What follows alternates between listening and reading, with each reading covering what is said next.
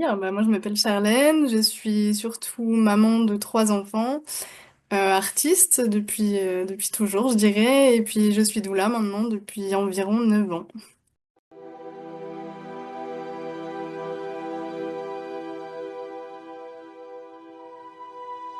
Alors, je dirais que déjà moi la création j'ai baigné dedans depuis toute petite parce que mes deux parents étaient artistes. J'ai une maman qui est artiste peintre encore aujourd'hui, mon papa est décédé mais il a fait beaucoup de choses aussi au niveau de l'artistique.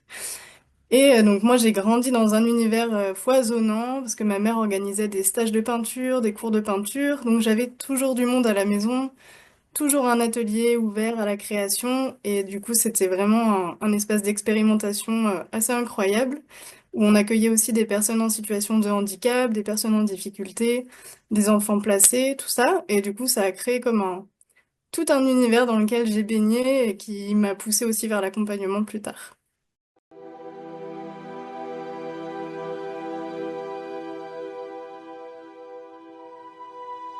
Bah déjà, moi, j'étais à la fac d'art plastique quand je suis tombée enceinte. Et ça a été un grand bouleversement parce que moi, j'étais pas du tout préparée à devenir maman. Moi, j'étais plutôt partie juste pour être dans l'artistique. Mais bon, déjà, la fac, ça me plaisait pas beaucoup. Et voilà, le fait de tomber enceinte, j'ai eu un peu l'impression de reconnecter avec quelque chose d'assez essentiel, d'aller vraiment toucher quelque chose du doigt qui avait du sens pour moi. Et ça a été assez fou, quoi. Et ça m'a poussé à voir la création artistique un peu d'une autre manière, où c'était plus juste pour moi, c'était pour moi, pour m'enrichir moi, mais aussi pour me mettre au service de l'autre. Et voilà, ça crée quelque chose qui aujourd'hui me correspond davantage, je pense.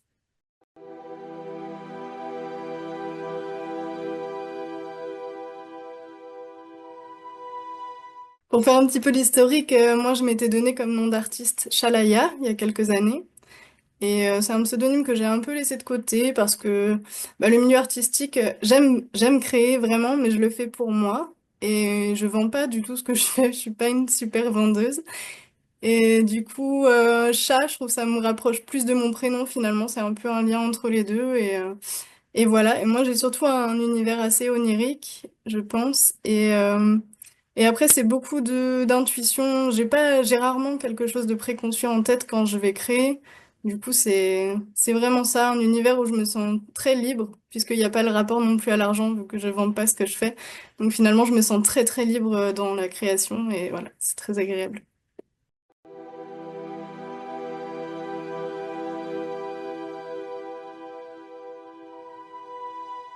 Alors je dirais que des intentions, j'en pose davantage quand je crée des mandalas, par exemple, parce que c'est une pratique qui est vraiment dans l'introspection, c'est très méditatif et pour le coup on a vraiment le temps de vagabonder, on a comme le cerveau qui s'éteint, en fait c'est une forme d'hypnose, ça crée une forme d'hypnose quoi. Et, euh, et je dirais que là c'est plus en lien avec mes émotions du moment et du coup selon ce que je ressens, bah voilà je vais poser une intention particulière et qui va créer à la fin une image globale. Mais c'est très différent en fait quand je crée pour moi ou si je crée pour quelqu'un d'autre, pour offrir à quelqu'un par exemple, je vais essayer de poser une intention en lien avec la personne à qui je veux offrir ce que je fais. Et si c'est une demande qu'on me fait, une commande, eh bien là c'est plutôt, je demande plutôt avant à la personne de poser une intention et moi de pouvoir suivre ce fil-là pendant ma création.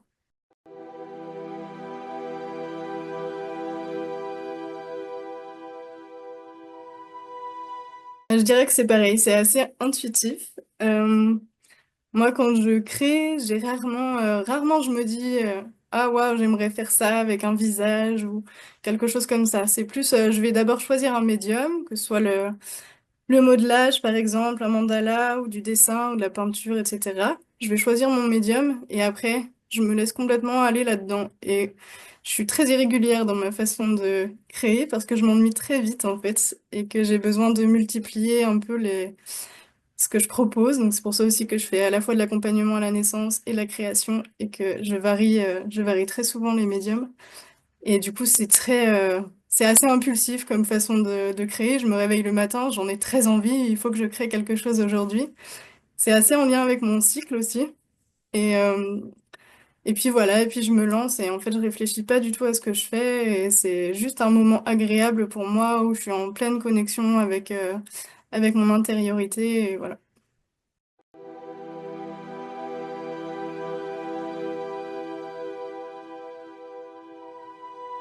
Bah, moi je pense déjà que la création ça peut vraiment être très bénéfique. Enfin moi je vois ce que ça m'a apporté dans mon parcours de femme. Moi, une des premières choses que ma maman m'a apprises dans ses cours de dessin, c'était de dessiner. On n'avait pas le droit à la gomme, on n'avait pas le droit d'effacer nos erreurs, on devait s'en servir pour recréer quelque chose, un ensemble cohérent. Et ça a été vraiment un super enseignement parce qu'en fait, on peut l'appliquer dans plein de choses dans la vie et pour la naissance, c'est pareil. Il y a quelque chose qui est vraiment de l'ordre de l'acceptation, de l'intuition aussi, qu'est-ce qu'on ressent, et c'est finalement très assez primitif comme façon de créer et j'adore ça et je trouve que transmettre ça aux femmes, c'est aussi leur permettre voilà, de pouvoir des fois accepter les choses, mettre en lumière certaines choses aussi qu'elles n'avaient pas vues. Donc moi je propose beaucoup de moments un peu style art-thérapie. C'est pas vraiment de l'art-thérapie parce que j'ai pas fait une formation art-thérapeute, mais au final c'est un peu cette même fibre quoi. Donc c'est beaucoup, on va aller visiter s'il y a eu des peurs, des traumas, sans faire le focus dessus, juste mettre un peu de lumière, essayer d'aller détricoter tout ça, et peut-être sublimer aussi si elles ont envie, pouvoir voir les choses différemment, se rendre compte que ça peut être une force finalement. Et ça, c'est un processus qui est un peu long, mais qui est très beau. Et voilà, je trouve ça très intéressant à mettre au service de la naissance.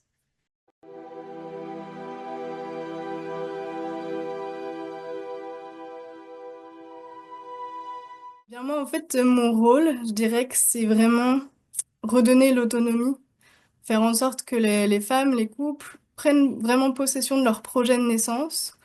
Et moi, je suis là juste pour protéger cette petite bulle d'intimité, en fait. Je suis pas là pour leur donner des conseils non sollicités ou ce genre de choses. Je réponds à leurs besoins en fonction de ce qu'ils ont envie. Et je suis là pour leur donner des informations, pour après leur proposer, ça peut être du massage ou ce genre de choses pour aider. Mais finalement, c'est juste un soutien. Moi, je vais pas, c'est pas moi qui fais le processus, c'est pas moi qui vais enfanter. Et du coup, c'est vraiment remettre le pouvoir dans les mains des couples et des femmes qui vont enfanter.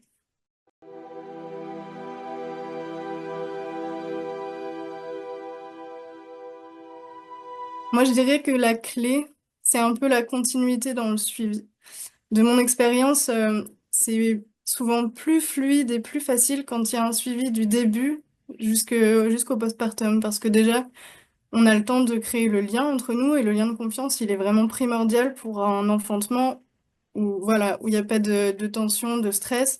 Ça permet d'être vraiment raccord, que moi je comprenne vraiment l'enjeu qu'il y a dans le couple et avec la venue de ce bébé qui arrive et de pouvoir m'adapter aussi en fonction. Et, euh, et puis voilà, les couples se sentent souvent plus à l'aise quand on s'est vu plusieurs fois qu'on s'est vu une fois et puis paf, l'enfant arrive et du coup on se retrouve dans un moment de grande intimité alors qu'on se connaît à peine et des fois ça peut être un peu déroutant. Il y a des femmes qui le vivent très bien et d'autres un peu moins. Et du coup voilà, je pense que ça c'est quand même à prendre en compte parce que c'est des moments très très sensibles. Surtout, je trouve le postpartum, qui est une période où on est souvent très seul. On est très accompagné souvent pendant la grossesse. Et une fois qu'on a le bébé dans les bras, ben c'est un peu, voilà, t'es dans le grand bain maintenant et débrouille-toi. Et les femmes, souvent, elles sont un peu isolées et c'est un peu difficile de chercher de l'aide dans ces moments-là. Du coup, le fait d'avoir un suivi global, ben, on sait qu'on a déjà une personne ressource qui peut être présente et en qui on a confiance.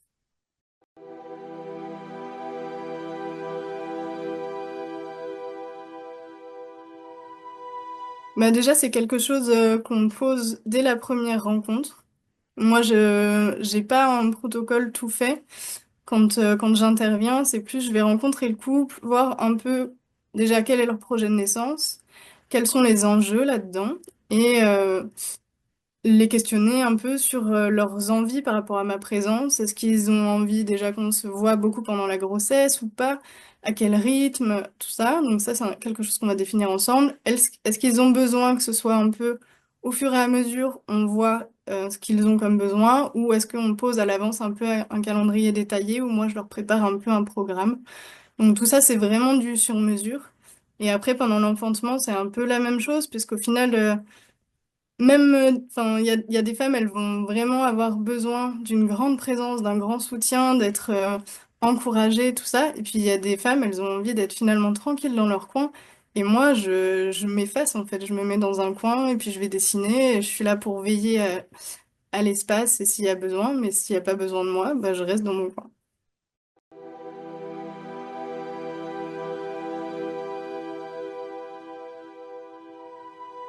Alors le rebozo, déjà pour expliquer un petit peu ce que c'est un tissu qui vient du Mexique. Donc à la base, rebozo, en fait, c'est le châle au Mexique. Donc c'est un tissu qui est utilisé en ornement, qui peut être utilisé pour porter du bois, porter les enfants. En fait, les femmes, elles l'ont dans leur vie de tous les jours et voilà.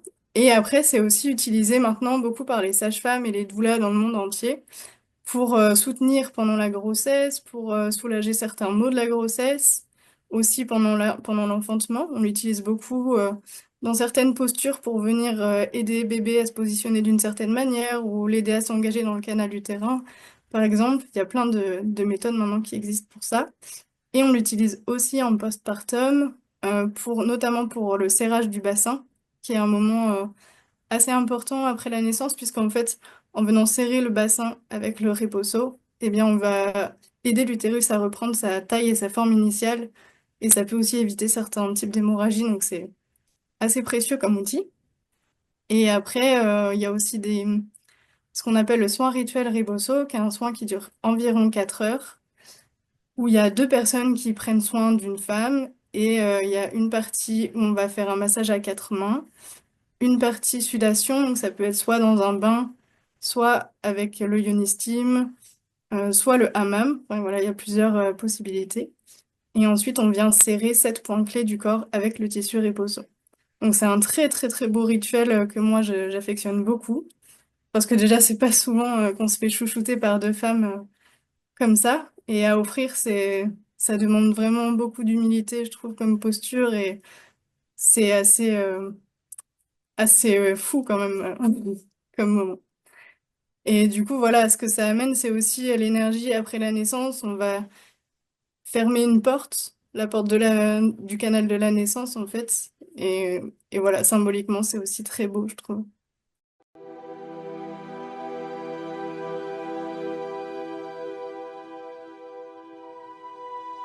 Alors, le Yonistin, déjà, c'est quelque chose qui est utilisé depuis toujours sur tous les continents par les femmes.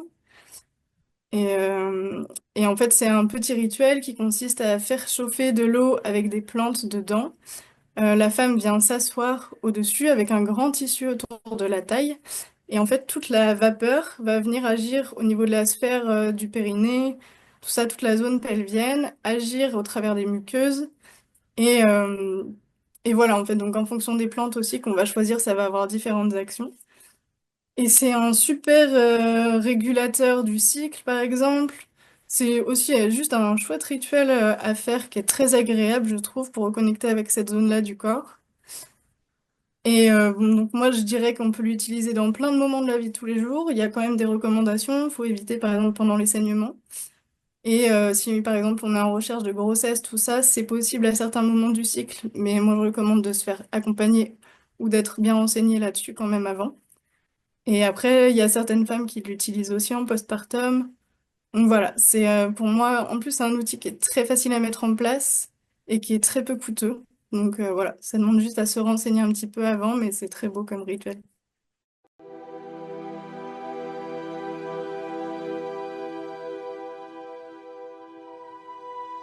Bah, je dirais que c'est un peu ce qu'on disait tout à l'heure, en fait, ça crée un peu des zones d'hypnose. Donc pour moi, ça vient beaucoup soit détricoter des peurs, soit mettre en avant des choses qui peuvent être importantes pour les femmes. Et je pense, par exemple, c'est pas que les peurs, mais on vient aussi célébrer des moments importants, comme par exemple le Blessing Way, qui est un rituel qui est proposé généralement autour du 7e mois de grossesse, où la femme va inviter des personnes qu'elle aime et puis qui vont se rassembler autour de cette grossesse et autour de cette femme qui est en train de devenir mère. Et c'est aussi, je trouve, un moment dont on peut se servir même plus tard pendant l'enfantement, où on y repense après et on se dit, ouais, en fait, j'ai du soutien, je suis pas toute seule. Et c'est beau, quoi.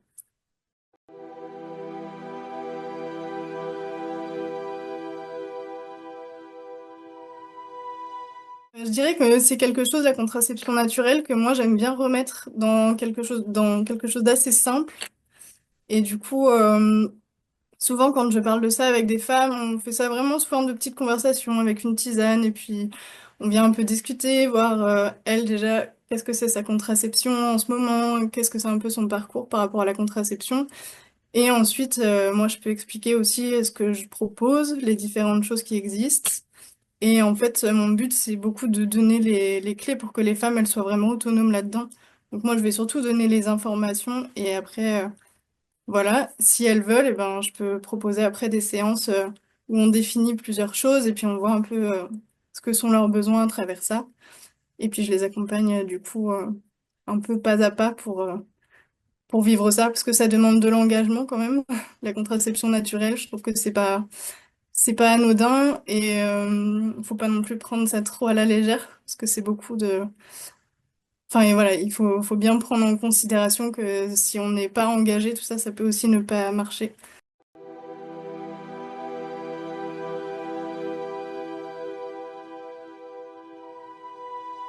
Bah, moi, c'est la plus grande partie de mon travail finalement, puisque je tends vraiment à ce que les femmes et les couples soient autonomes le plus possible. Moi, si on me dit à la fin, ah mais c'est génial, j'ai enfanté toute seule, je trouve ça génial. Et en fait, qu'on n'ait plus besoin de moi. Moi, mon but, c'est que même si j'ai plus de travail, c'est pas grave. Le but, c'est qu'on n'ait plus besoin de moi à la fin. Donc, c'est vraiment la grosse part de mon travail et transmettre. J'adore ça. Et voilà, j'estime que je vois par exemple certains thérapeutes qui ont tendance, c'est pas du tout un jugement, mais qui ont tendance à se servir d'outils pour guider les gens. Et en fait, moi, j'ai envie de donner directement les outils, quoi. Moi, je donne mes informations, mes connaissances, et après, les personnes, eh ben, elles en font ce qu'elles en veulent, mais c'est elles qui sont actrices de leur changement et de leur transformation intérieure.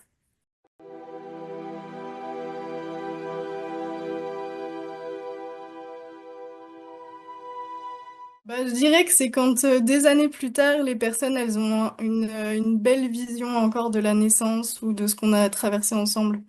Parce qu'en fait, souvent au moment de la naissance, c'est tellement un moment fort, qu'il y a plein d'hormones, tout ça, que bah oui, j'ai tout de suite des très beaux retours, mais quand ça perdure dans le temps et quand les personnes, une fois qu'elles ont détricoté tout leur récit de naissance, elles ont encore ce regard-là, c'est vraiment, vraiment touchant.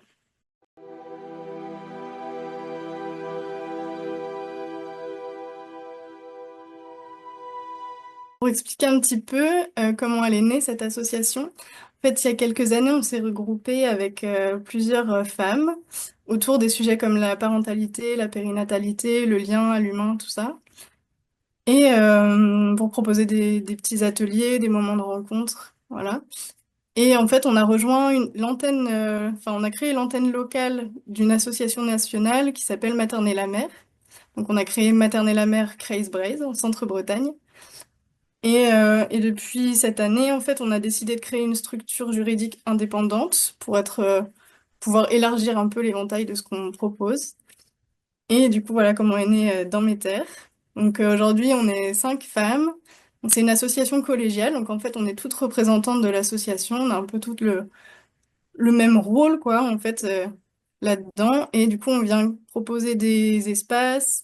Alors, il y a des ateliers, par exemple, des ateliers portage, des ateliers signes bébé, des ateliers rebosso, des ateliers autour des plantes. Puis après, on propose aussi des moments de parole, notamment pour les femmes, les couples, tout ça, pour avoir un lieu pour se rencontrer, pour s'exprimer, tout ça, avec des thématiques un peu ouvertes. Et voilà, il y a plein de nouveautés pour cette année. C'est une association qui est toute neuve.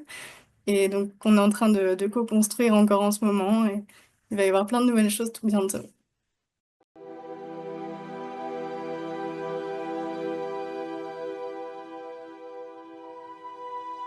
Je dirais que ça peut faire peur au début, mais que si ça fait peur, c'est que c'est le bon chemin. C'est qu'il y a des choses à aller voir. Et que voilà, c'est le plus dur, c'est de se lancer au début, mais une fois qu'on y est, c'est tellement agréable que je pense qu'après, on a du mal à lâcher.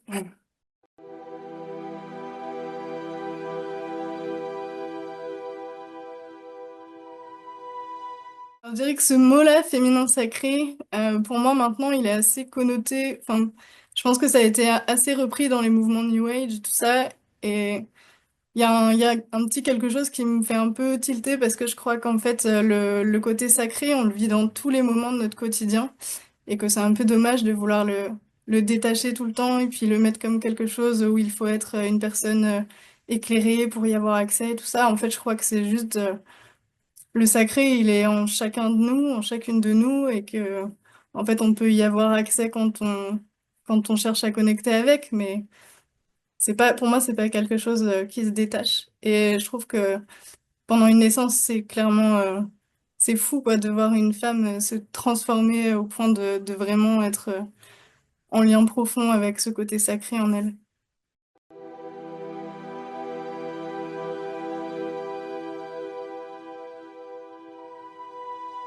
Oui, oui, potentiellement. Après, moi, j'ai une préférence pour le présentiel, honnêtement. Mais par exemple, tout ce qui est contraception naturelle, c'est possible de le faire en distanciel. C'est possible aussi, même si des femmes ont des questions autour de la grossesse, tout ça. Moi, j'ai accompagné des fois des femmes en distanciel pour même pour un enfantement, hein, donc c'est un peu particulier parce que voilà, ça demande d'être actif au téléphone et puis de pouvoir répondre comme ça au téléphone et c'est un peu frustrant des fois de pas pouvoir être plus présente. Mais finalement, des fois, c'est aussi juste le besoin des femmes.